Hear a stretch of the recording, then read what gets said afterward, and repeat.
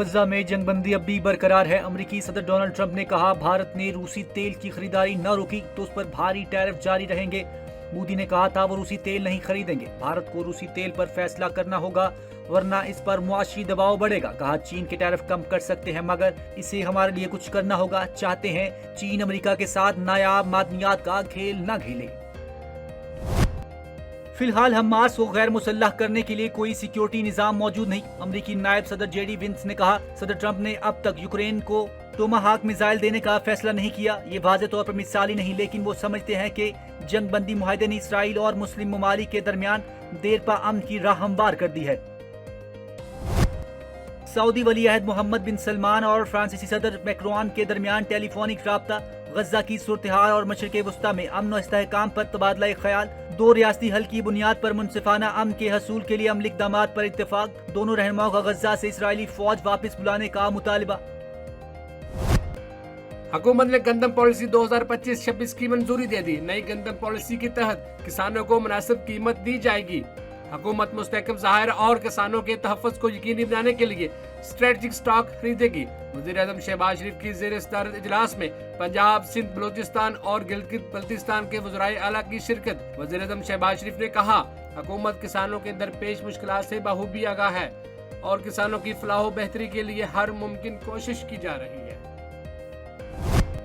پاکستان اور افغانستان کے درمیان کشیدگی میں بڑا بریک تھرو، دونوں ممالک فوری جنگ بندی پر راضی ہو گئے۔ قطری وزارت خارجہ کے مطابق پاکستان اور افغانستان ترکیہ اور قطر کی ثالثی میں جنگ بندی پر راضی ہوئے۔ دونوں ممالک کا پائیدار امن کے لیے میکانزم قائم کرنے پر اتفاق۔ وزیر دفاع خواجہ آصف نے مذاکرات میں پاکستان کی نمائندگی کی۔ پاکستان نے فتنہ الخوارج کی دہشت گردی کا معاملہ اٹھایا۔ پاکستان اور افغانستان کے درمیان سیز فائر کا معاہدہ طے پا گیا۔ وزیر دفاع خواجہ آصف کہتے ہیں پاکستان کی سرزمین پر افغانستان سے دہشت گردی کا سلسلہ فی الفور بند ہوگا۔ دونوں ہمسایہ ملک ایک دوسرے کی سرزمین کا احترام کریں گے۔ 25 اکتوبر کو استنبول میں دوبارہ وفود میں ملاقات ہوگی۔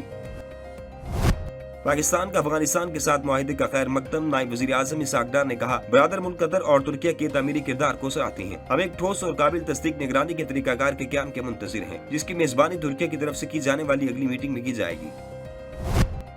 جنوبی وزیرستان میں فرنٹیئر کور کی بڑی کارروائی، افغان خودکش بمبار کو گرفتار کر لیا گیا۔ شناخت نعمت اللہ کے نام سے ہوئی، تعلق افغانستان کے صوبے قندھار سے ہے۔ اعترافی بیان میں بتایا کہ مدرسے میں موجود کچھ لوگوں نے کہا کہ پاکستانی فوج کے خلاف جہاد جائز ہے۔ ہم 40 لوگ خوست میں اکٹھے ہوئے اور باراستہ چوار پاکستان میں داخل ہوئے۔ ہمارا کمانڈر عمر حماس تھا جو خودکش حملوں کی تربیت دیتا تھا۔ 1 ہفتے کی تربیت لی، اس دوران ہمیں سکھایا گیا کہ گاڑی پر خودکش حملہ کیسے کرنا ہے۔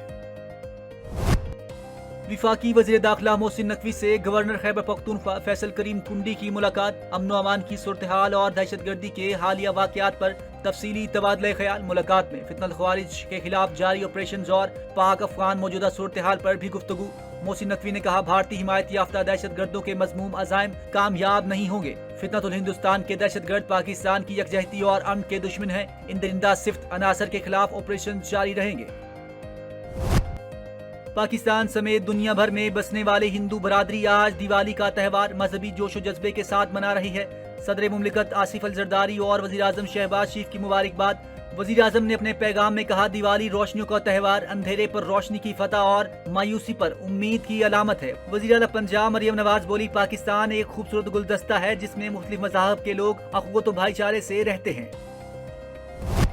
پاکستان کو 31 دسمبر تک آئی ایم ایف سے $1.2 ارب کی قسط ملنے کی توقع۔ I M F executive board جلد اجلاس میں معاہدے کی منظوری دے گا۔ وفاقی وزیر خزانہ محمد اورنگزیب نے کہا آئی ایم ایف پاکستان پر قومی مفاد کے خلاف کوئی شرط عائد نہیں کر سکتا۔ آئی ایم ایف کے ساتھ سٹاف لیول مذاکرات میں ٹیکس اصلاحات اور معیشت کی بہتری سے متعلق امور پر تفصیلی بات چیت ہوئی۔ بولی حکومت نیو یارک کے روز ویلٹ ہوٹل کی نیجکاری سے متعلق فیصلے کے قریب ہے۔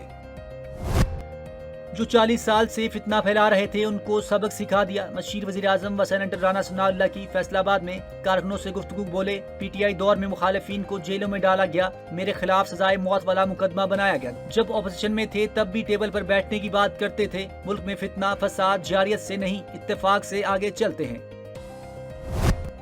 سہیل افریدی آل راؤنڈر نہیں، بزدار 2 ثابت ہوں گے۔ پیرول پر رہائی کی منتیں کرنے والا ہی موجودہ حالات کا ذمہ دار ہے۔ وفاقی وزیر رانا تنویر حسین کی تحریک انصاف پر لفظی گولہ باری، کہا ملک سے دہشت گردی ختم کرنے کا ارادہ کر چکے ہیں۔ افغانستان ہمارا ہمسایہ اور برادر اسلامی ملک ہے، وہاں دہشت گرد ٹھکانے ناقابل قبول ہیں۔ افغانستان میں امن ہماری خواہش ہے، وہاں خوشحالی اور ترقی کے خواہاں ہیں۔ ہم نوجوانوں کو 21वीं सदी का मेमार बनाना चाहते हैं। यही फर्क है मुस्लिम लीग नून का और यही फर्क है उस बीमार शख्स का जो जेल के अंदर बैठा है। आज पाकिस्तान के अंदर मैं इस बात को दोहराना चाहता हूं कि हमने कायदे आजम का पाकिस्तान बनाना है। बदकिस्मती से कायदे आजम के पाकिस्तान में ऐसे लोग पैदा हुए कि जिन्होंने इंतहा पसंदी को फरोग दिया।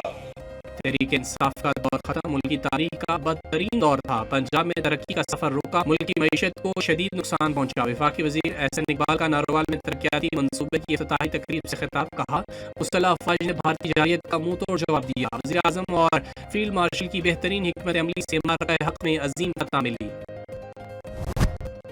खैबर पख्तूनख्वा असेंबली का इजलास आज दोपहर 2 बजे तलब। इजलास में इससे पहले 27 अक्टूबर को तलब किया गया था।